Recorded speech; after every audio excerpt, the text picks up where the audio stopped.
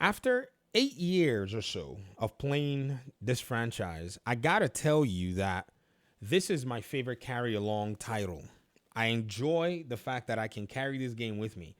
You understand? If you've played a game, right, and you've basically played it in a static position, like, just sitting on your desk if you're playing on PC, or on your couch if you're playing on a PC, you can see how that, in a sense, creates this tradition, creates this, monotony and structure. And at the end of the day, what you realize is, you know, what can I do with a title like this, say, when I'm not with my, setup, be it my PC on a desk or PC on a couch? You kind of wonder. And if you wonder, the PC I'm calling PC on a couch, I'm calling all the consoles, including your living room PC, because apparently, if you're partnering with AMD or anybody else to make your hardware, you're no longer making consoles anymore. It's now PCs. Just as AMD's Mark Cerny has just also, talked about potential partnerships with AMD, teasing the new PlayStation consoles and such. I'm now calling them all PCs because that's what everyone's now calling Xbox, since they decided to partner with Asus and AMD as well. But that being said, the Division 2 is my favorite carry along title. I'm really enjoying the fact that I get to basically just carry this game with me. Good performance. The Steam Deck, guys, you got to understand, I don't know, maybe it was just me, but I'm like, okay, let me get to add the Division game to Proton. This thing wouldn't work. Some people are like, oh yeah, you can get Ubisoft games to work on there. I'm like, all right, show me in a YouTube video. No one wants to show me anything. Everyone's like, oh yeah, this is how you add your games and blah, blah, blah. Follow these steps and here it is. And I do it and nothing works. So I'm like, man, I just need a Windows device, man. Just give me Windows, because these things, these storefronts and all these things have been designed for Windows. On the other hand, they designed a, Linux-based, you know, storefront or launcher or whatever, then yeah, I'll be happy to use it, but I couldn't find anything. So this to me has been a really interesting, piece of the puzzle. In fact, one of the funner things that I do in terms of this is my kids now want to play the Division, right? Because I've played for a long time. They know the game. They've seen me play all these years. So they're like, oh, Dad, we want to play Division 2. I said, all right, no problem. But the Division is a very, it's a learning intensive game. There are things about the Division that I still do not know, especially with the Division 2, because I've taken so many breaks and hiatuses, however you want to put it, from the game from time to time, right? And so when you think about that reality, that, man, there are so many things that you don't know, you realize that even a kid is going to be much lost than you are. And that loss in terms of, say, the knowledge is something that has to be compensated for by somebody who's in the know. And that's where I come in. They're always asking questions. Dad, how do we do this? Dad, how do you do that? Dad, what does this even mean? And I can tell you there's a lot of reading that's involved in, a game like this. In fact, one of the crazy things was, my oldest got a PC, and then the younger one followed and got a PC, and then the other one was like, oh, I want a PC too. And I said, man, before I get you a PC, you got to master your reading to this level. And he was like, no problem. And he did it because he was like, I'm getting in on this. Weird that was the motivation. I'm not saying that every child is going to resonate like that, but it just happened to be that way. I'm an educator. I'm not foolish to think, oh, everybody can be. Nope. But he did it because when I showed them the reason, it was because I was like, guys, I know all of you love playing the Division. You love playing these games, right? Because they play Division Agent. They run around and play, oh, yeah, we're Division Agents and stuff. And I said, but look at how much work I got to do to understand what my gear sets do. Look at all this. Look at all this, guys. Look at this. Look at this. Hold on, let me go ahead and focus it in for you guys. Look at my gear game, right? I got to sit here and read paragraphs. There's a mask that I recently got. It's on my PlayStation account because there's no crossplay in this game. But you got to sit here and read stats and look at numbers and all that stuff. So I'm teaching my kids, okay, yeah. So what, how much, status effect do I have here? How much this? How much does this give? And they're like, oh, well, what do you do when you add this and this and this? This is my math lesson. I shouldn't say it out loud even. This is it.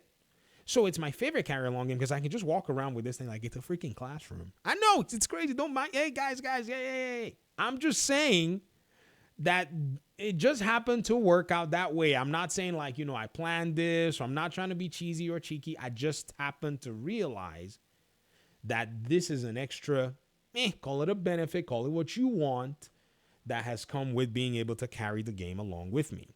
Because yeah, I have my PC set up in the living room. He has his PC set up as well in the living room. So when he's like, "Oh, you want to play Division?" I'm like, "Sure." But I sit down and I'm facing a different direction. But now I can literally sit down right beside him and say, "All right," because the Division has some really cool stuff. By the way, you can actually you can inspect people's gear. The Division 2, sorry. I wish they put that in Division 1. I can inspect this user. Let me see. Psycho MAXD is a friend of mine on my friends list. I'm going to inspect his gear so I can see what gear he's running. He's a gun player. So he's running Striker. He's using the Chameleon. It's this blue build that is used that gives you like, you have to unlock like a specific, what do they call it?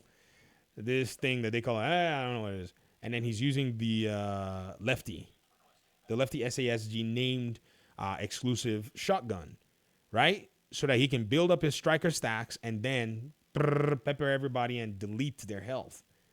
So now I was teaching him, a few things about gear, but there are many, many gear sets as well, because, this is just one build that Psycho is running. Now, almost everyone probably is running Striker at this point. Let me see what, Kovatek, let me see what you're running. Oh, you're running Pathfinders. What are you doing with that? Oh, you got yourself a cam launcher. I see, Oxidizer. So Pathfinder is for, rifle. Interesting. Okay, he's got himself the Dread Edict, and he's got himself a goalie FAL assault rifle. What does that do? Amplifies weapon damage by 20% to enemies under status effect. What? I need this assault rifle because I play a status effect build that I've played for many years. And that status effect build, you got to forget about the noise, man. They got cousins here and everything, so they're gonna be super excited about stuff. Let me see. Yeah, I'm playing Eclipse Protocol, and that is a status effect based build, and so I need that. I need that assault rifle. Goalie, huh? All right, I guess I'm gonna go farm some stuff like that. But the portability of some of our favorite titles that we play, over time is a plus.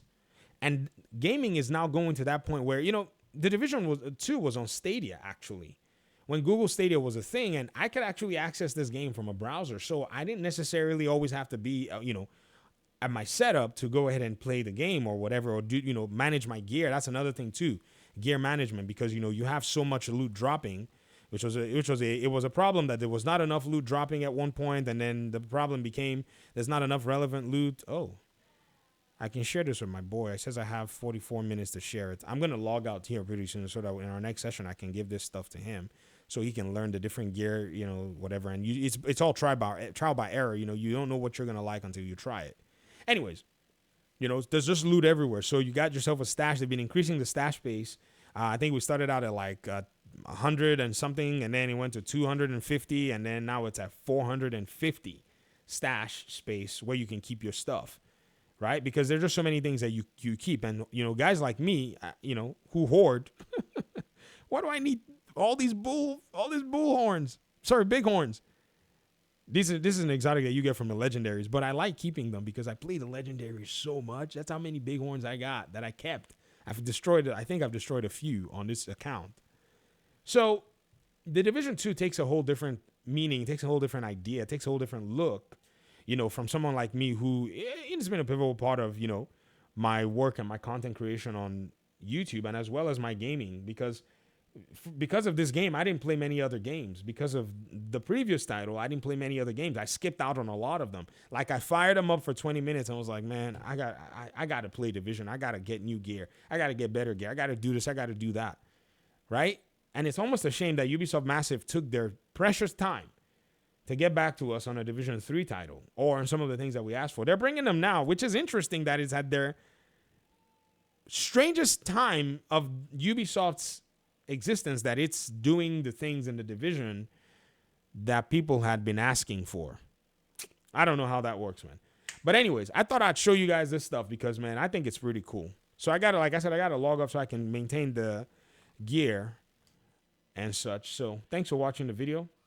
This device is phenomenal.